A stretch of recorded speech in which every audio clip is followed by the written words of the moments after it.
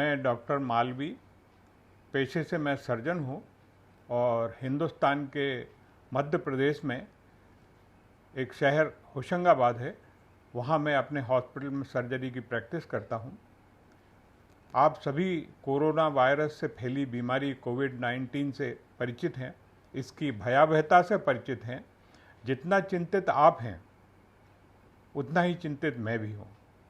मैंने अपने नॉलेज के आधार पर इन सभी परिस्थितियों का विश्लेषण किया है और इससे मैं कुछ निष्कर्षों पर पहुंचा हूं जो मैं आपके साथ शेयर करना चाहता हूं।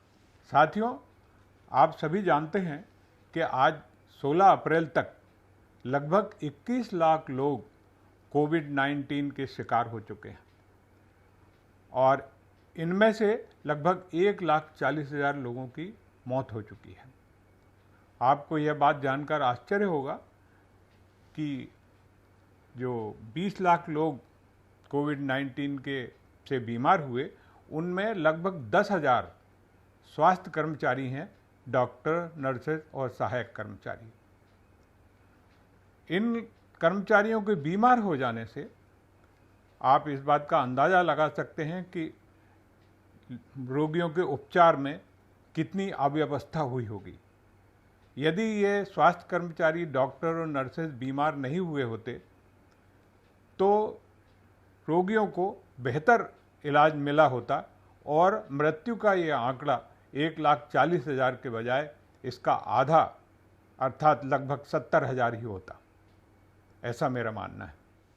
साथियों, सोचने की बात यह है कि ये डॉक्टर, नर्सेज और उनके अधीन कर्मचारी जो हैं इतनी बड़ी संख्या में संक्रमित क्यों हुए। उनके संक्रमण का सबसे बड़ा कारण ये है कि उन्हें इस वायरस की प्रकृति के संबंध में, ये वायरस कैसे व्यवहार करता है, कैसे बिहेव करता है, इस संबंध में पूरी जानकारी उपलब्ध नहीं कराई गई। वैसे तो वैज्ञानिकों को भी यह जानकारी कम थी, परंतु जैसे जैसे वैज्ञानिकों को यह जानकारी उपलब्ध होती गई, उसी क्रम में स्वास्थ्य कर्मियों को भी यह जानकारी उपलब्ध कराई जानी थी, जो कि नहीं की गई। क्रमांक 2, उचित मात्रा में सुरक्षा उपकरण भी उपलब्ध नहीं कराए गए। हर जगह पूरे दुनिया भर के सभी देशों में पीपीई की कमी की बात हर जगह सुनने को मिलती है।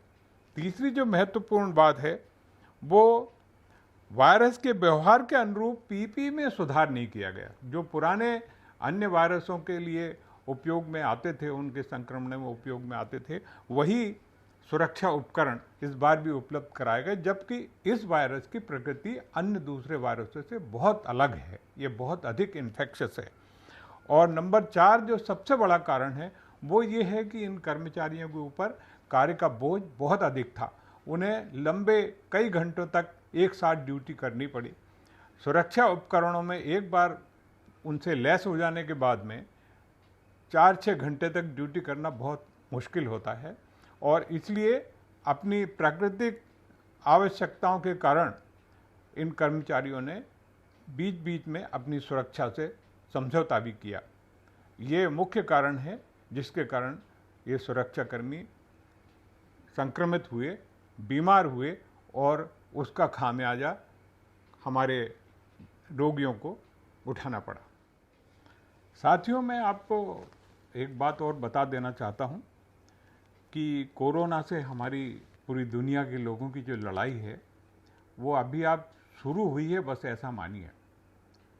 यह लड़ाई का पहला चरण है, अभी बहुत कुछ बाकी है। यह कोरोना से यह लड़ाई लगभग 2-3 साल चलने वाली है, जब तक सारी दुनिया के लोगों में से 70% लोगों में वायरस का संक्रमण हो चुका होगा, तब उसके बाद ही सारी दुनिया के लोगों में इम्यूनिटी डेवलप होगी और हम कोरोना की तरफ से बेफिक्र हो पाएंगे। दूसरा अल्टरनेटिव ये है कि वैक्सीन तैयार हो जाए और युद्ध स्तर पे वैक्सीन से लोगों को इम्यूनाइज किया जाए।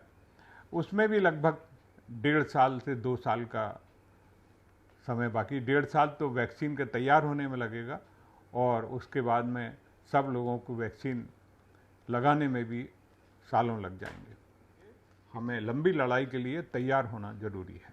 आप ये तय मान कर चलिए कि अगले 1.5-2 सालों में करोड़ों की संख्या में लोगों में संक्रमण फैलेगा, और जितने लोगों में संक्रमण फैलेगा उसका लगभग 15-20% लोग हैं वो बीमार होंगे।